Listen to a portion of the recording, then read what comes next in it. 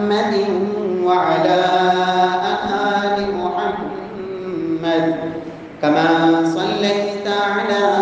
إبراهيم وعلى آل إبراهيم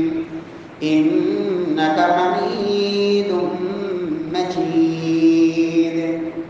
اللهم بارك على محمد وعلى آل محمد كما باركت على إبراهيم وعلى آل إبراهيم إنك حميد مجيد. اللهم انفعنا بما علمتنا وعلمنا ما ينفعنا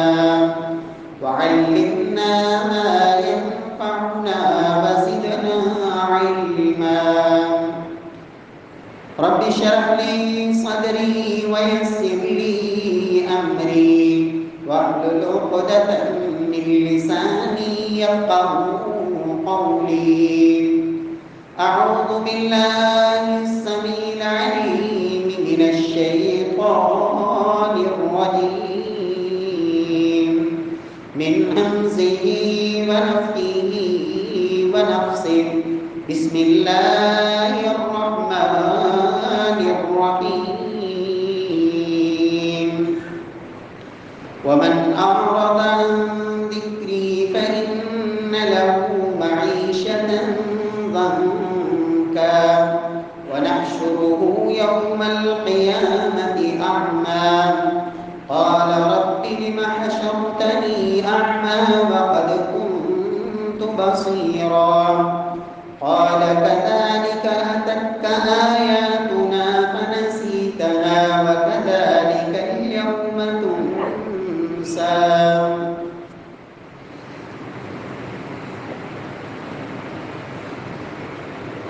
معزز سامعین کرام، محترم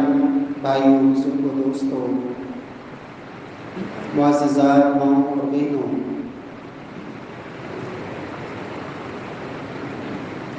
گزشتہ خطبہ جمعہ میں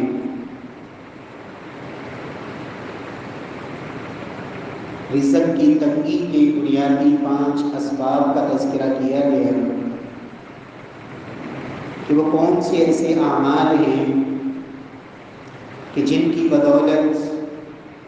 اللہ کی طرف سے انسان کے رزق میں کمی کر دی جاتی ہے. ان میں سب سے پہلے نمبر پر کہ جب انسان اللہ رب العزت کی ناشکری کرتا ہے، اس کی نعمتوں کی قدر اور شکر کی بجائے ناشکری کرتا ہے، تو اللہ رب العزت رزق میں کمی فرما دیتے ہیں. دوسرے نمبر پر کہ جب انسان اللہ رب العزت کی اطاعت فرما برداری کو چھوڑ کر گناہوں کی زندگی کو اپناتا ہے، تو گناہ کے سبب، معصیت اور نافرمانی کے سبب رب العالمین جو انسان کے مقدر میں لکھا ہوا رزق ہوتا ہے، اللہ اس سے بھی معلوم کر دیتے ہیں. اور تیسرے نمبر پر اس بات کا تذکرہ کیا گیا کہ انسان اپنے کاروبار میں، لین دین میں اگر وہ جھوٹ کا سہارا لیتا ہے تو جھوٹ کی وجہ سے مال تو بک جاتا ہے، لیکن اللہ کی طرف سے برکتیں اٹھا لی جاتی ہیں. اور چوتھی اس بات کا تذکرہ کیا گیا کہ بعض گناہ ایسے خطرناک ہیں کہ جن کی وجہ سے اللہ رب العزت نے پہلی قوموں کو تباہ و برباد کر دیا ہے. ان پر آسمان سے اللہ نے عذابوں کو اتار دیا، اور ان میں ایک جرم یہ تھا کہ ناپ تول میں کمی کرنا، کہ کسی کو دیتے وقت چیز کم دینا، ناپ تول میں دھوکہ دینا. یہ جرم بھی ایسا ہے کہ جس سے اللہ رب العزت رزق سے محروم کر دیتے ہیں. اور 5واں سبب جس وجہ سے انسان کے رزق میں کمی ہوتی ہے، بلکہ اللہ سبحانہ و تعالی صرف رزق کو کم نہیں کرتے، آسمان سے بارشوں کو بھی روک لیتے ہیں. اور وہ جرم تھا کہ جب انسان اللہ کے دیے ہوئے مال میں سے نفلی صدقات تو دور کی بات ہے، وہ فرضی زکوٰۃ بھی ادا نہ کرے تو پھر خالق ارض و سما زمین اور آسمان کی برکات کو روک لیا کرتے ہیں، اور اللہ رب العزت رزق میں کمی اور رزق میں تنگی فرما دیتے ہیں۔ رب العالمین سے دعا ہے کہ خالق ارض و سما ہمیں ان 5 اسباب سے اپنے آپ کو اللہ بچانے کی توفیق نصیب فرمائے، جس کی نحوست صرف انسان کی اپنی ذات کی حد تک نہیں بلکہ اللہ کی دوسری مخلوق بھی اس سے متاثر ہوتی ہے۔ رسول اللہ صلی اللہ علیہ وسلم کے فرمان کے مطابق کہ اگر زمین پہ یہ چرند پرند نہ ہوں، چلنے پھرنے والے جانور نہ ہوں، تو رب العالمین ایک پانی کی بوند بھی آسمان سے نہ برسائے ان لوگوں پر جو رب العالمین کی معصیت اور نافرمانی میں اس حد تک آگے بڑھ جائیں کہ اسلام کے بنیادی ارکان میں سے ایک عظیم رکن جسے زکوٰۃ کہتے ہیں اس کی ادائیگی بھی کرنے سے رک جائیں، تو پھر اللہ کی طرف سے ایسی سختیاں آتی ہیں۔ پیارے بھائیوں، آج اسی موضوع کو آگے بڑھاتے ہیں، کوشش کرتے ہیں کہ اللہ کی توفیق سے کچھ ایسی اور چیزیں جن سے اللہ کے رسول نے منع کیا ہے، رب کا قرآن روکتا ہے کہ لوگوں اگر تمہارے اندر یہ کمزوری ہوگی تو خالق ارض و سما تمہارے رزق میں کمی کر دیں گے، تمہاری معیشت کو اللہ تنگ کر دیں گے، گزارنے زندگی تمہارے لیے دشوار ہو جائے گا۔ فرمایا ان میں 6 نمبر پر اور آج کے خطبہ جمعہ کا پہلا نمبر، خالق ارض و سما قرآن حکیم میں سورۃ طٰہٰ میں اللہ فرماتے ہیں وَمَنْ أَعْرَضَ عَنْ ذِكْرِي فَإِنَّ لَهُ مَعِيشَةً ضَنْكًا وَنَحْشُرُهُ يَوْمَ الْقِيَامَةِ أَعْمَىٰ قَالَ رَبِّ لِمَ حَشَرْتَنِي أَعْمَىٰ وَقَدْ كُنْتُ بَصِيرًا قَالَ كَذَٰلِكَ أَتَتْكَ آيَاتُنَا فَنَسِيتَهَا وَكَذَٰلِكَ الْيَوْمَ تُنسَىٰ۔ فرمایا من اعرض عن ذکری، جو انسان میرے ذکر سے اعراض کر لیتا ہے، اپنے رب کو بھلا دیتا ہے، اور اللہ کے ذکر سے مراد انا نحن نزلنا الذکر وانا له لحافظون کی روشنی میں قرآن اللہ کا بہترین ذکر ہے، قرآن کی تفسیر وانزلنا الیک الذکر لتبین للناس، محمد مصطفیٰ صلی اللہ علیہ وسلم کی حدیث یہ قرآن کا بیان ہے۔ گویا کہ جو شخص اللہ کے قرآن سے اعراض کر لیتا ہے، جناب رسول اللہ صلی اللہ علیہ وسلم کے فرامین سے منہ موڑ لیتا ہے، رب کے قرآن سے انسان اعراض کر لیتا ہے، فرمایا فَإِنَّ لَهُ مَعِيشَةً ضَنْكًا، ہم اس کی روزی کو، اس کی معیشت کو، اس کے گزرانے زندگی کو اللہ فرماتے ہیں کہ ہم تنگ کر دیتے ہیں۔ مفسرین نے یہاں لکھا ہے کہ ضنکا معیشت کون سی؟ گزرانے زندگی۔ فرمایا اس دنیا کی زندگی میں بھی رب العالمین رزق میں تنگی کر دیتے ہیں، اور قبر کے اندر بھی خالق ارض و سما اس کے لیے تنگیاں پیدا فرمائیں۔ معیشتاً ضنکا، دنیا کی زندگی میں رزق کی کمی سے تنگی، اور رزق مل بھی جائے تو وہ رزق اس کے لیے نفع مند نہیں بنتا، اس کے لیے فائدہ مند نہیں ہوتا۔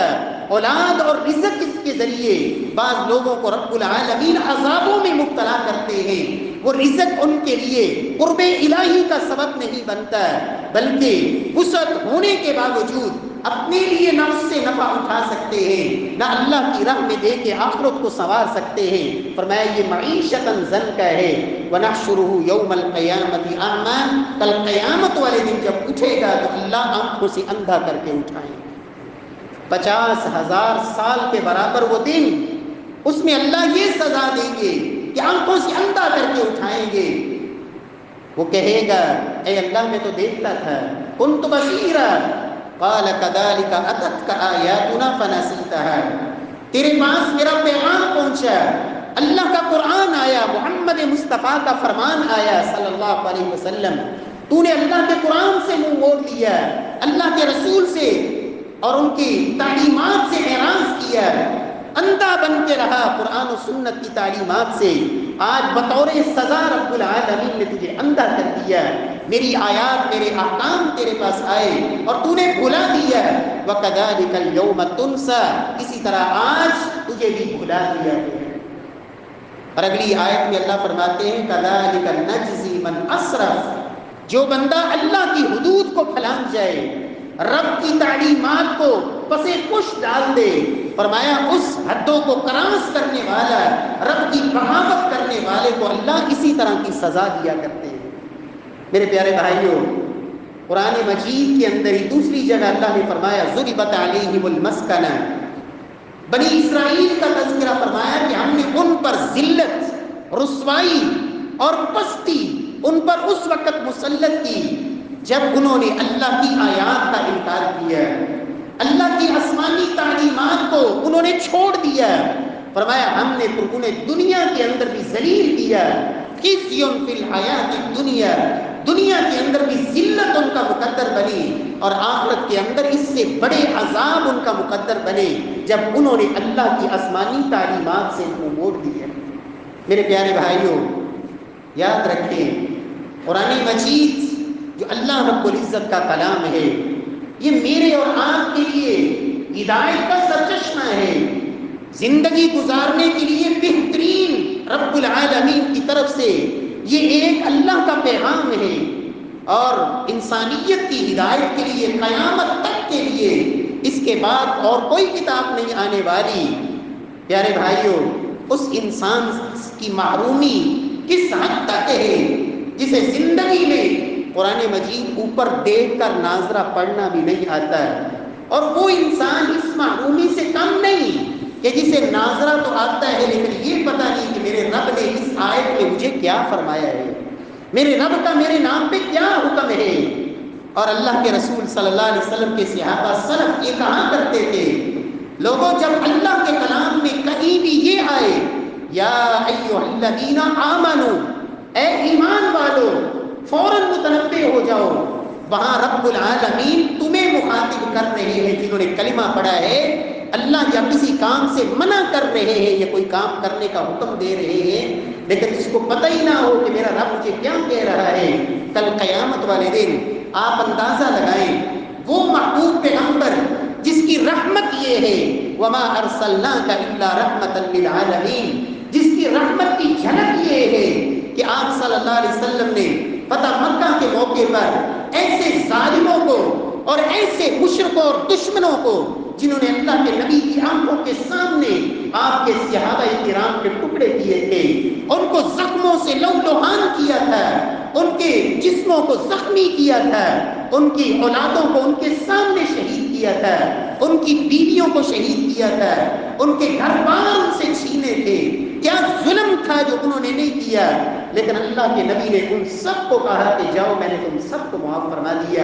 لیکن آپ اندازہ لگائیں اس انسان کی محرومی کا کہ کل قیامت والے دن جب رب کی عدالت لگی ہوگی، اس عدالت میں ایک مقدمہ جناب محمد مصطفیٰ صلی اللہ علیہ وسلم رب کی عدالت میں لے کے آئیں گے اور خود مدعی بنیں گے۔ مقدمہ کیا ہے؟ وقال الرسول یا ربی ان قوم اتخذوا هذا القرآن مہجورا، اے اللہ میری اس قوم نے جو میں تیرا قرآن ان کو دے کے آیا تھا، اس قرآن کو انہوں نے چھوڑ دیا تھا، اس کی تعلیمات سے اعراض کر لیا تھا، پرواہ نہیں کی۔ میرے پیارے بھائیوں، رب العالمین پھر دنیا کے اندر بھی تنگیاں دیتے ہیں، رزق کی کمی، معیشت کی تنگی، پریشانیاں، فرمایا سبب کیا ہے؟ جب قرآن اور سنت سے اعراض کریں گے تو اللہ کی طرف سے یہ سزائیں آئیں گی۔ رب العالمین ہمیں قرآن اور سنت کی طرف اللہ پلٹنے کی توفیق نصیب فرمائے۔ قرآن میں اللہ فرماتے ہیں لوگوں ہم چھوٹی چھوٹی آزمائشوں میں مبتلا کرتے ہیں، چھوٹی چھوٹی سزائیں دیتے ہیں، اس لیے ان بڑی سزاؤں سے پہلے لعلہم یرجعون، شاید کہ یہ پلٹ آئیں، شاید کہ ان کو احساس ہو جائے اور اپنے خالق کی طرف لوٹ آئیں۔ رب العالمین ہم سب کو توفیق نصیب فرمائے۔ پیارے بھائیوں، دوسری چیز جس سے اللہ رزق میں کمی کر دیتے ہیں کہ انسان جب اللہ کی تقسیم پہ راضی نہ ہو،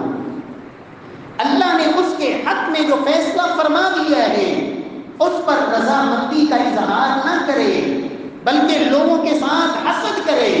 ان پر کسی نعمت کو دیکھ کر حسد کی آنکھ میں جل جائے، ام یحسدون الناس علی ما آتاهم اللہ من فضل،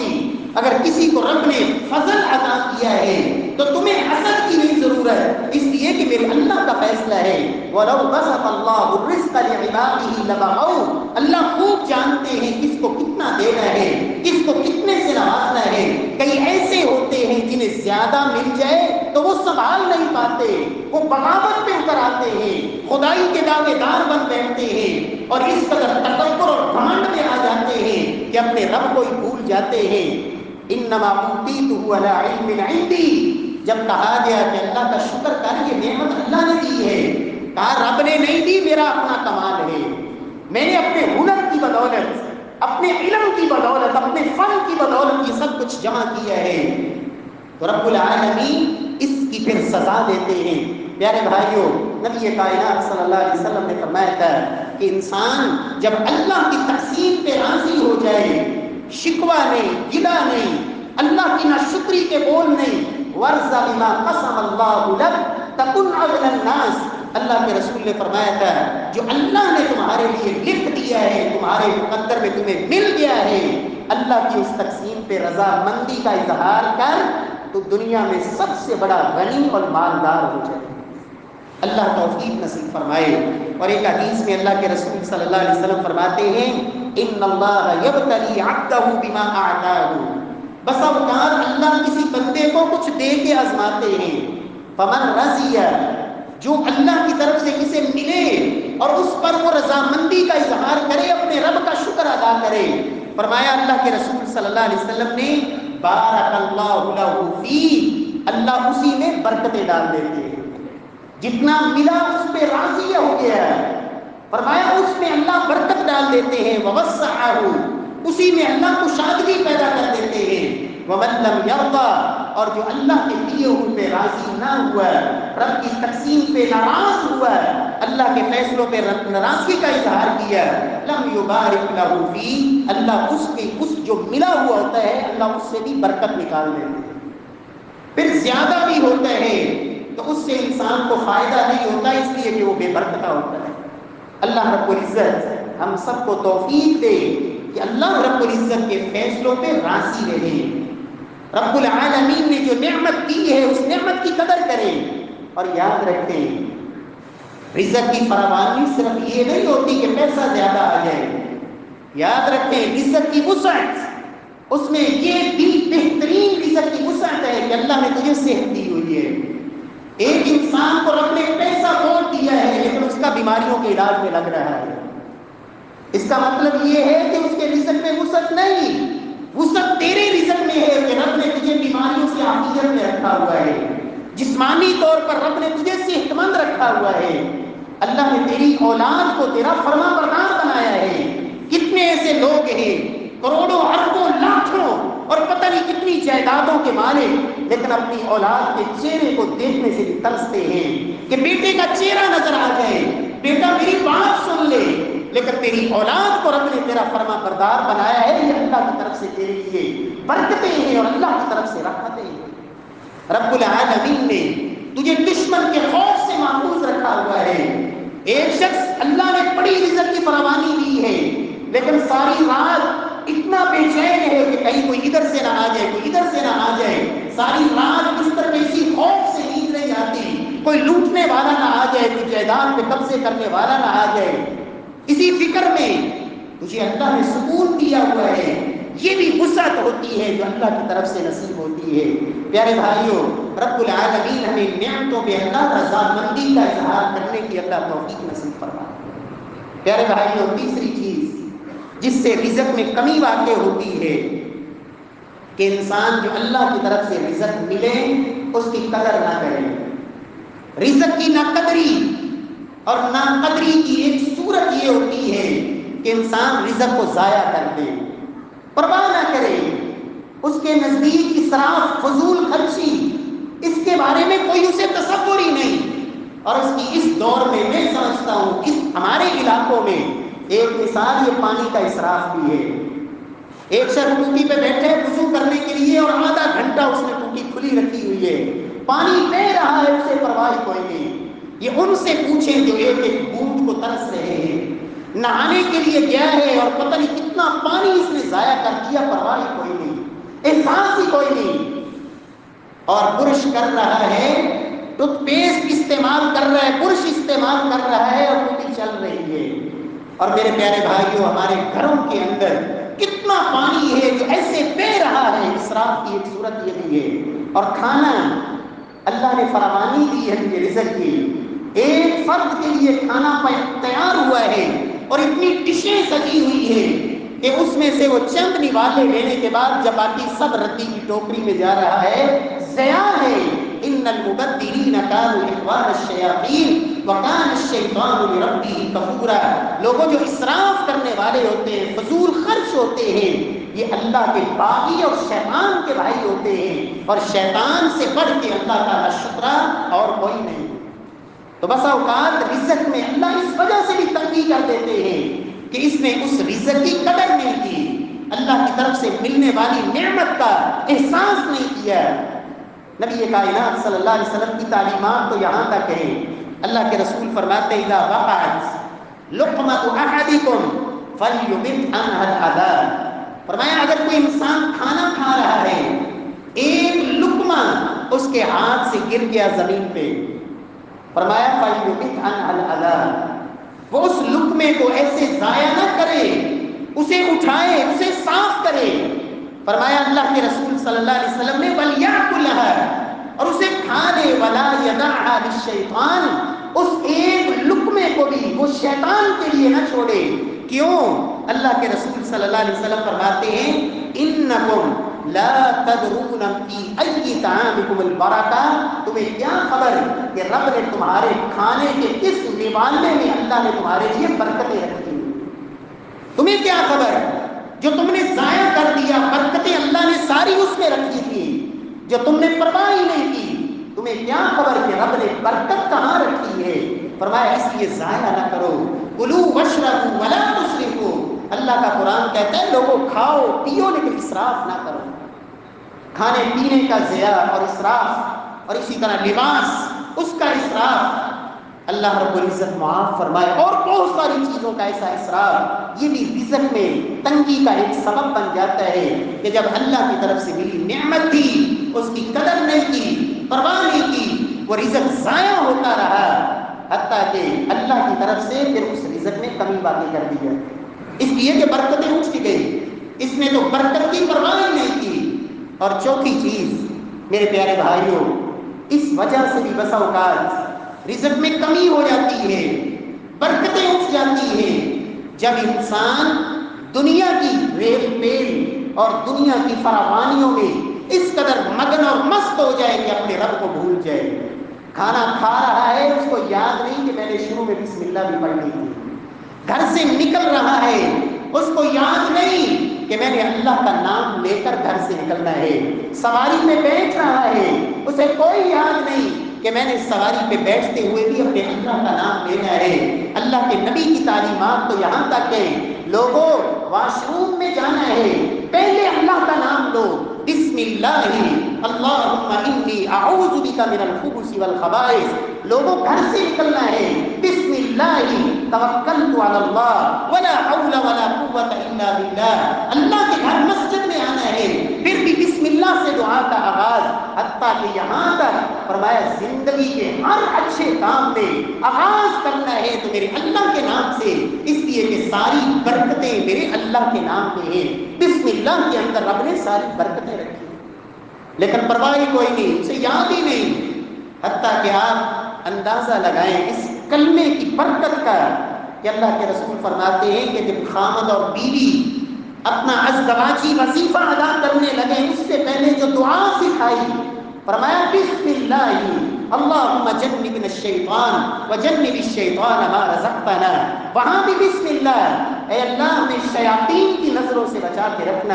اللہ کے نبی فرماتے ہیں جب انسان بسم اللہ کہہ لیتا ہے تمام قسم کی شیاطین جنات جتنے بھی انسان کے اوپر حملہ آور ہو سکتے ہیں ان سب سے حفاظت کے لیے اللہ دیواریں کھڑی کر دیتے ہیں، ان کی آنکھوں کے سامنے رب پردے ڈال دیتے ہیں جو انسان کی عزت کو اسی وقت اس ان لمحات میں بھی وہ دیکھ نہیں پاتے، انسان اللہ کی حفاظتوں میں آ جاتا ہے۔ اللہ کے رسول فرماتے ہیں جب انسان گھر میں داخل ہوتا ہے، گھر میں داخل ہوتے ہوئے اب تک اللہ کا نام نہیں لیا، کھانا کھانے لگا، رب کا نام نہیں لیا، فرمایا ایک شیطان سب کو آواز دیتا ہے، ہلومو، آ جاؤ سارے اس گھر کے اندر، آ جاؤ اس گھر کے اندر، کہ اس میں گھر میں داخل ہوتے وقت بھی اللہ کا نام نہیں لیا گیا، اس لیے ہمارے لیے دروازے کھلے ہیں۔ جب کھانے پہ بیٹھا ہے تو اس کو رب کا نام یاد نہیں رہا، اس نے رب کا نام نہیں لیا، آ جاؤ ہمارے لیے کھانے بھی یہاں سے رہے۔ نبی کائنات صلی اللہ علیہ وسلم فرماتے ہیں لیکن اگر انسان گھر میں داخل ہوتے وقت اللہ کا نام لے لیتا ہے، کھانا کھاتے وقت رب کا نام لے لیتا ہے، تو فرمایا شیطان خود کہتے ہیں لا مبیت لکم ولا عشاء، آج اس گھر میں نہ تو تمہیں داخلے کی اجازت ملے گی اور نہ یہاں سے کھانے کے لیے تمہیں ایک لقمہ بھی نصیب ہوگا۔ اور جب ہر کھانے کے اندر 7 شیاطین شامل ہیں، 7 وہ شیطانی قوتیں شامل ہیں، ہر فعل کے اندر جب شیاطین 7 شامل ہیں تو پھر برکتیں کہاں سے آئیں گی؟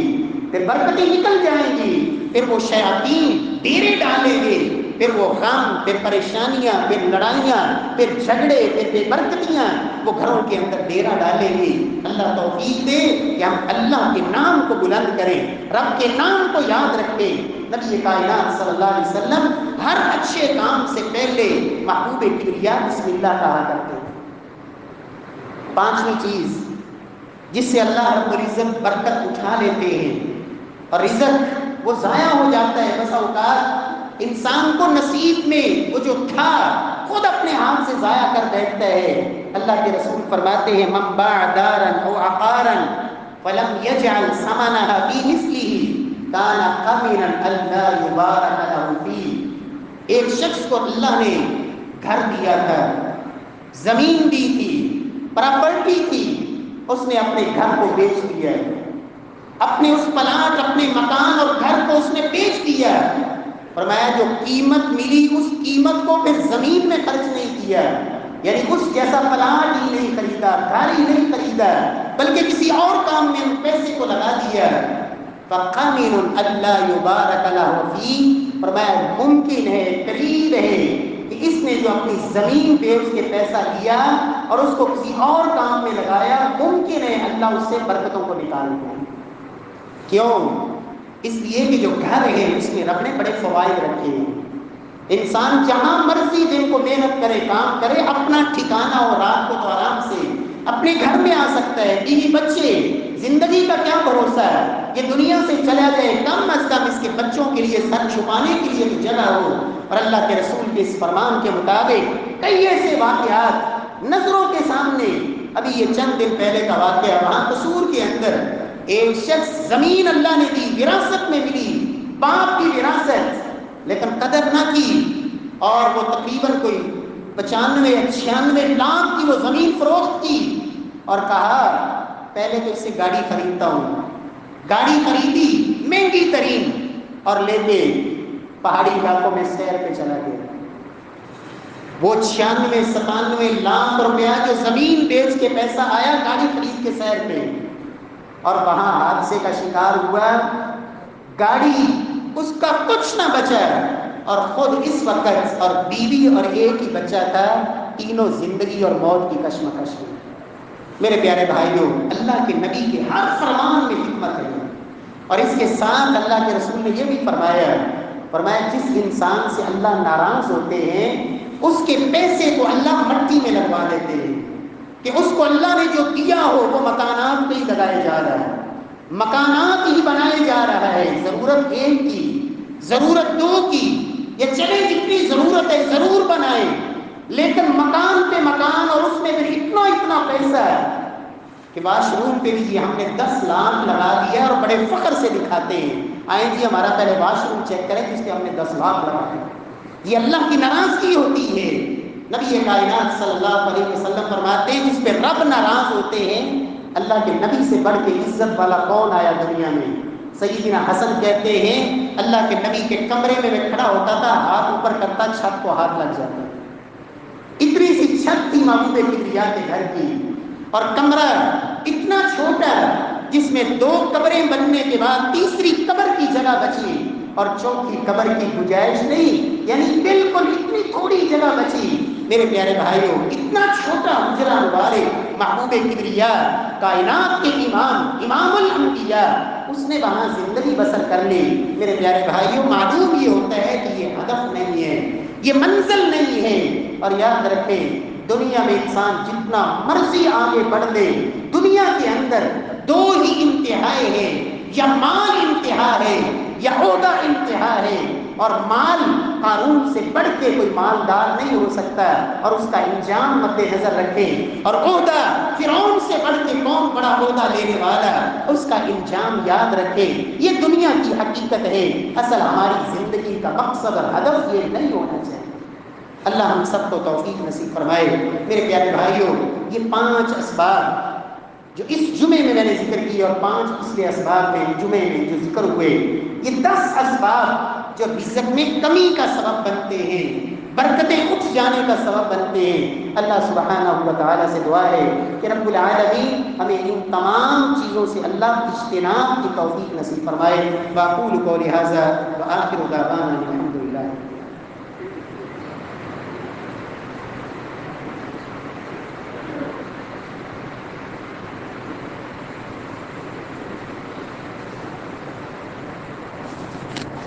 إن الحمد لله نحمده ونستعينه ونستغفره ونعوذ بالله من شرور أنفسنا ومن سيئات أعمالنا، من يهده الله فلا مضل له ومن يضلل فلا هادي له، أشهد أن لا إله إلا الله وحده لا شريك له، وأشهد أن محمدا عبده ورسوله۔ اللهم صل على محمد وعلى آل محمد كما صليت على إبراهيم وعلى آل إبراهيم إنك حميد مجيد۔ اللهم بارك على محمد وعلى آل محمد كما باركت على إبراهيم وعلى آل إبراهيم إنك حميد مجيد۔ احباب گرامی، رزق کی تنگی کے جو اسباب آپ نے سنے، ان کا علاج کیا ہے؟ شریعت مطہرہ کسی بھی میدان میں ہمیں بے یار و مددگار نہیں چھوڑتی۔ اللہ رب العزت کی طرف سے، اللہ کے رسول کی طرف سے مکمل رہنمائی موجود ہے۔ تو آج اس مختصر وقت میں جو ابھی چند منٹ باقی ہیں، رزق کی فراوانی کے جو اسباب ہیں کہ اللہ رزق کو کیسے بڑھاتے ہیں، اس میں اضافہ کیسے کرتے ہیں، ان بہت سارے اسباب میں سے میں صرف ایک کا تذکرہ کرنا چاہوں گا، اور وہ سبب جسے اللہ سبحانہ و تعالیٰ نے قرآن مجید میں اور اللہ کے رسول کی احادیث میں بے شمار اس کے دلائل موجود ہیں۔ اگر ان کو جمع کیا جائے تو وہ صرف ایک جمعے میں بیان نہیں ہو سکتے، اتنی وسیع یہ میدان ہے۔ اور وہ کیا ہے؟ وَمَا أَنفَقْتُم مِّن شَيْءٍ فَهُوَ يُخْلِفُهُ، کہ جو رب نے تمہیں عطا کیا ہے اس میں سے اللہ کی راہ میں دینے کی عادت ڈالنا، اللہ کی راہ میں خرچ کرنا، انفاق فی سبیل اللہ۔ اللہ کا قرآن کہتا ہے، اور میرے اللہ سے بڑھ کے وعدوں کا سچا کوئی نہیں ہو سکتا۔ یہ ایمان ہونا چاہیے، اگر نہیں تو تجدید کریں کہ میرے رب سے بڑھ کے وعدہ سچا کسی کا نہیں۔ اللہ کیا فرماتے ہیں؟ وَمَا أَنفَقْتُم مِّن شَيْءٍ فَهُوَ يُخْلِفُهُ۔ اور اہل علم جانتے ہیں یا شیء یہ نکرہ ہے، اور نکرہ سے آپ نفی کے تحت آیا ہے، جس کا مطلب یہ ہے کہ تم ایک ذرہ برابر بھی خرچ کرو نا، ذرہ۔ وما انفقتم من شیء، جتنی تمہاری وسعت اور طاقت ہے ایک ذرہ بھی خرچ کرو گے فہو یخلفہ، میرے رب کا وعدہ ہے کہ اللہ اس کا بدل تمہیں ضرور عطا فرمائے۔ اور دوسری آیت میں اللہ فرماتے ہیں صرف بدل اللہ اتنا نہیں دیتے، من ذا الذی یقرض اللہ قرضا حسنا فیضاعفہ لہ اضعافا کثیرا، اللہ اس کو کئی گنا بڑھا چڑھا کے تم نے دیا اپنی طاقت کے مطابق، اور میرا رب تمہیں دے گا اپنی طاقتوں کے مطابق۔ یضاعف، کئی گنا بڑھا چڑھا کے اللہ عطا فرماتے ہیں۔ اور تیسری آیت میں میرے رب فرماتے ہیں لوگوں تجارت کرو، تجارت بندوں کے ساتھ نہیں اپنے اللہ کے ساتھ۔ اور یہ تجارت ایسی ہے، آج کوئی مولوی صاحب آپ کو کہہ دیں جی آپ میرے ساتھ کاروبار کریں، آپ کو دھوکہ نہیں دوں گا، آپ کو گھاٹا نہیں ہوگا، خسارہ نہیں ہوگا۔ کوئی نمازی، کوئی حاجی صاحب جن پر آپ کو اعتماد ہو، آپ کہتے ہیں میرا دوست ہے، مجھے یہاں انویسٹ کرنے میں کوئی پریشانی نہیں، اس لیے کہ یہاں سے مجھے نقصان نہیں ہو سکتا ہے۔ میرا اللہ کہہ رہا ہے لوگوں، ان الذین یتلون کتاب اللہ واقاموا الصلاۃ وانفقوا مما رزقناہم سرا وعلانیہ یرجون تجارتا لن تبور، جو اعلانیہ بھی خرچ کرتے ہیں، پوشیدہ بھی خرچ کرتے ہیں، یہ اپنے اللہ کے ساتھ ایسی تجارت کر رہے ہیں جس میں خسارہ ہے ہی کوئی، جس میں نقصان ہی کوئی نہیں، گھاٹا ہی کوئی نہیں۔ اللہ ہم سب کو توفیق نصیب فرمائے۔ اور چوتھی بات، اللہ کے نبی نے فرمایا، لوگوں میں قسم اٹھاتا ہوں اور میرا ایمان یہ ہے کہ اللہ کے نبی قسم نہ بھی اٹھائیں تو آپ کی زبان سے سوائے سچ کے کچھ نکلتا بولے نہیں نکلتا۔ آپ فرماتے ہیں لوگوں میں اللہ کی قسم اٹھاتا ہوں، اللہ کی راہ میں خرچ کرنے سے مال کبھی کم نہیں ہوتا۔ ما نقصت صدقۃ من مال شیئا، یہ اللہ کے رسول نے قسم اٹھا کے فرمایا۔ اور یہاں ایک بات کی بھی یاد رکھیں، اگر اللہ نے آپ کو توفیق دی ہے تو پھر اللہ کی راہ میں خرچ کریں، اللہ کی راہ میں خرچ کریں۔ اللہ کے رسول کے دور میں دو صحابی، ایک محنت کرتے، کاروبار کرتے، اور دوسرا بھائی وہ اللہ کے نبی کی مجلس میں بیٹھ کے دین سیکھتا ہے، اس نے اپنے آپ کو دین کے لیے وقف کیا ہوا ہے، اور دوسرا بھائی وہ کمائی کرتا ہے، کاروبار کرتا ہے۔ یہ کاروبار کرنے والا اللہ کے نبی کے پاس شکایت لے کے آئے، یا رسول اللہ صلی اللہ علیہ وسلم، میں کاروبار کرتا ہوں، میں تجارت کرتا ہوں، اور یہ آپ کی مجلس میں رہتا ہے، صرف دین کی محفل میں بیٹھا ہے۔ اللہ کے رسول نے کیا فرمایا؟ لعلک ترزق بی، شاید تمہارے رزق کی چابی اللہ نے کسی کو بنایا ہو، جو رب تمہیں دے رہا ہے وہ اسی کی وجہ سے تمہیں مل رہا ہو۔ لعلک ترزق بی، میرے پیارے بھائیوں، اللہ کے دین کے لیے جو لوگ وقف ہیں، اللہ کے دین کے جو ادارے مساجد خرچ کریں، اللہ آپ کے رزق میں فراوانی دیں گے۔ اور یاد رکھیں، آپ سنتے رہتے ہیں قرآن پڑھنے کے اتنا اجر ہے، پڑھانے والے کو برابر اجر ملتا ہے، لیکن یاد رکھیں ایک تیسری بات کا اضافہ کر لیں،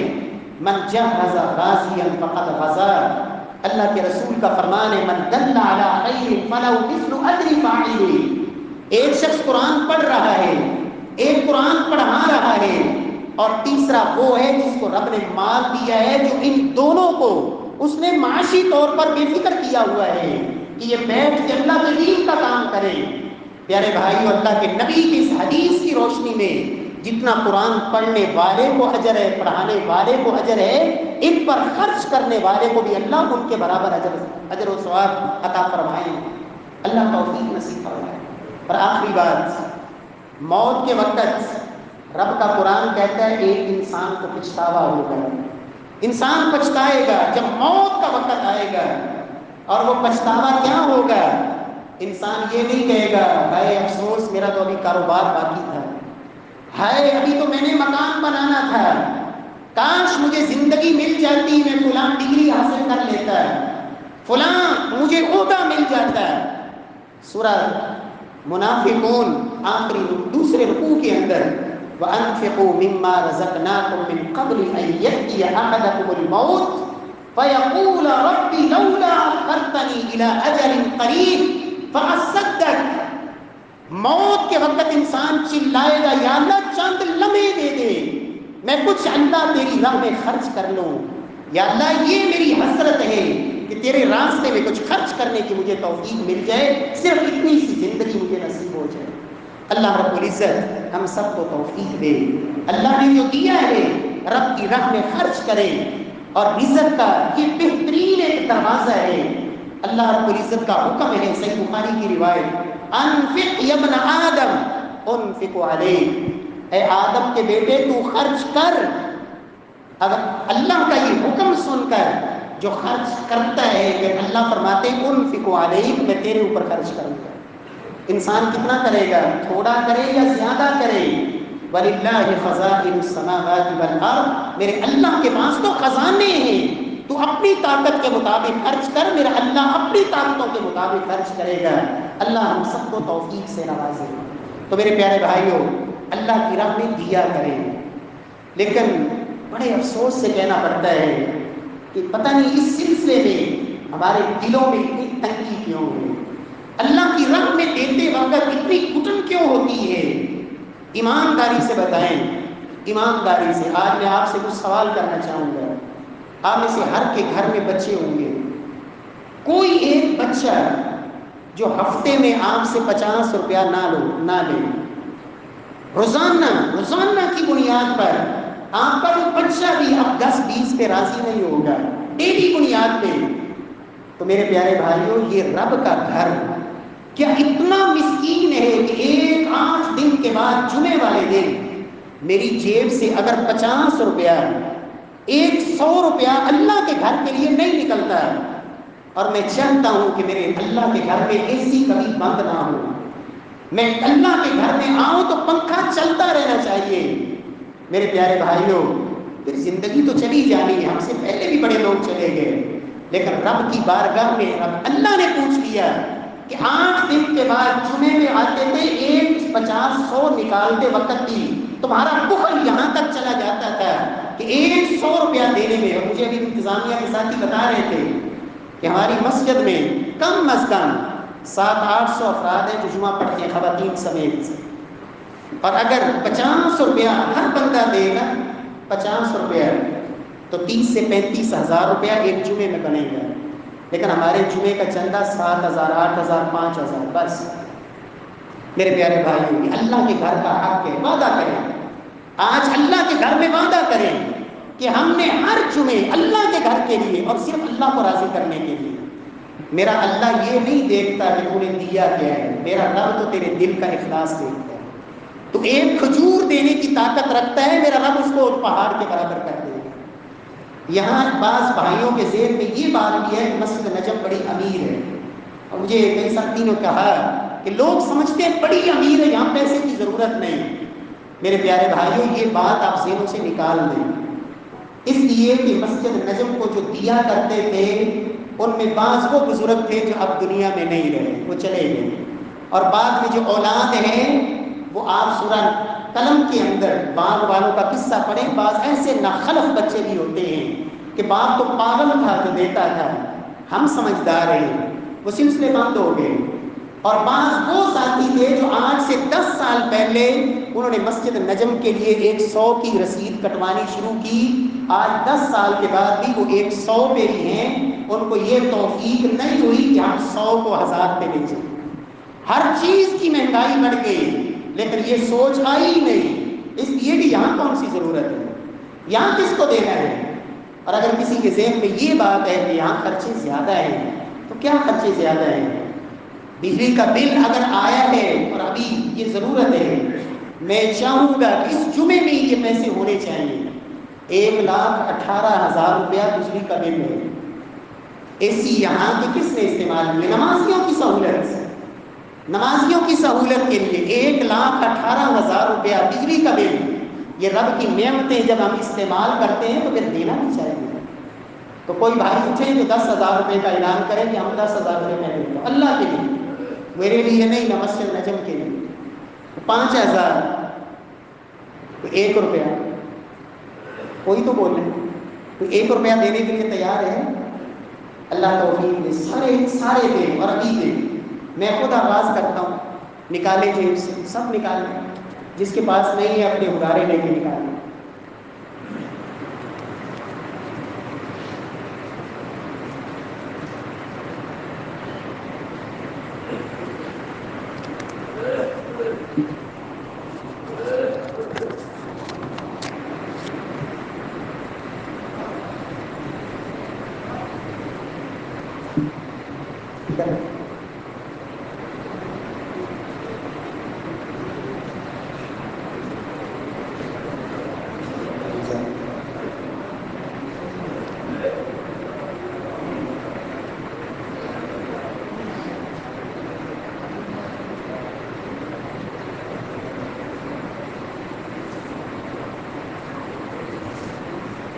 اگر اگر میری بات سے کسی کو ناراضگی ہوئی ہو تو میں صرف آپ کو 2 باتیں اور سناؤں گا۔ مجھے یہ اس لیے کہنا پڑا کہ ہم یہودی نہیں ہیں، ہم ہندو بھی نہیں ہیں، ہم مسلمان ہیں اللہ کی توفیق سے۔ اس لیے کہ جتنے دنیا میں یہودی ہیں نا، یہودی، ہر یہودی کو یہ سبق پڑھایا گیا کہ تم نے 100 روپیہ کمانا ہے تو 20 روپے یہودیت کی ترویج کے لیے تم نے دینے ہی دینے۔ ہر یہودی جناب یعقوب علیہ السلام سے لے کے آج تک اگر کوئی یہودی 100 کماتا ہے نا تو 20 روپے یہودیت کے لیے دیتا ہے۔ یہی وجہ دنیا میں سب سے بڑھ کے جتنے مضبوط یہودی ہیں کوئی نہیں، اس لیے کہ ان کو یہ سوچ بن گئی۔ ہم چونکہ یہودی نہیں مسلمان ہیں اس لیے ہماری یہ سوچ نہیں بنی۔ اور ہندو، آپ کسی مندر کو دیکھیں، ہندوازم کا آپ مطالعہ کریں، سال میں صرف ایک دفعہ اعلان ہوتا ہے کہ ہندو مندر کی تعمیر اور ترقی کے لیے آپ اپنے عطیات دیں۔ لوگ لائنوں میں کھڑے ہوتے ہیں، 3 دن لائنوں میں لگ کے ان کی باری آتی ہے کہ ہم نے یہاں کچھ دینا ہے۔ میرے پیارے بھائیوں، ہم مسلمان ہیں، اور صحابہ کرام رضوان اللہ علیہ مجمعین کا کیا ایمان تھا۔ آپ کہیں گے پتہ نہیں قاری صاحب ہر جمعے میں یہ کہنے لگے ہیں، رب کعبہ کی قسم مجھے 17 سال ہو گئے یہاں اور میں نے آج تک نہیں کہا کسی کو اس انداز میں، لیکن المیہ یہ ہے کہ جب ہمیں سب کچھ نظر آتا ہے یہ نہیں نظر آتا۔ کوئی کہہ سکتا ہے ممکن ہے کہ اس مسجد میں یہ مولوی نے نا مجھے تنخواہ بڑھیاں ہوئی ہیں، اس وجہ سے شاید خرچے پورے نہیں ہوتے۔ ابھی میں کل نا ایک نائی کے پاس گیا ہے جام بال کٹوانے کے لیے، اس کے یہ لفظ تھے کہ قاری صاحب شام کو اگر 2,500-3,000 روپیہ گھر نہ لے کے جاواں تو بنے گا کیا؟ اور آپ کی مسجد کا پورا عملہ جو ہے نا اس کی تنخواہ ایک نائی کی کمائی کے برابر نہیں ہے۔ ایک نائی جو کماتا ہے نا مہینے میں، اللہ کی قسم اس کے برابر نہیں ہے آپ کی مسجد کے پورے عملے کی تنخواہ۔ اللہ ہمیں فکر نصیب فرمائے۔ اور آج میں ایک پوسٹ پڑھ رہا تھا کہ جن حالات سے ہم گزر رہے ہیں نا، آنے والے 5 سالوں میں ہمیں مسجد کا امام اور خطیب مقدر سے ملے گا، اس لیے کہ جس نے 15 سال لگائے اس مصلی پہ کھڑے ہونے کے لیے، 15 سال، 3 سال میں حفظ کیا، 2 سال میں تجوید پڑھی، 8 سال میں درس نظامی کیا، 2 سال میں تخصص کیا، اس کے بعد ذمہ داری سے وہ اس مصلی پہ آیا۔ ہم نے اس سے سلوک یہ کیا کہ وہ اپنے اس تنخواہ کے ساتھ اپنے بچوں کی دوائی بھی لینے کے قابل نہیں، اپنی بنیادی ضرورت بھی پوری کرنے کے قابل نہیں ہے۔ میرے پیارے بھائیوں، اللہ ہمیں توفیق دے، اور میں یہ چاہوں گا ہماری یہ مسجد کا یہ قدم اللہ سب کے لیے نمونہ بنا دے، ایک آئیڈیل بنا دے کہ ہم نے اللہ کے دین کو عزت دی ہے، ہم نے اللہ کے گھر کو عزت دی ہے، اللہ کے دین کو بلند کیا ہے۔ تو آئندہ مجھے کہنا نہ پڑے سب بھائی کم از کم 100 روپیہ، اور کسی کو 100 نہیں ملتا تو وہ 50 روپیہ لے آئے، لیکن حصہ ضرور شامل کرے۔ میری مائیں اور بہنیں بھی، اللہ ہم سب کو توفیق دے۔ ربنا آتنا فی الدنیا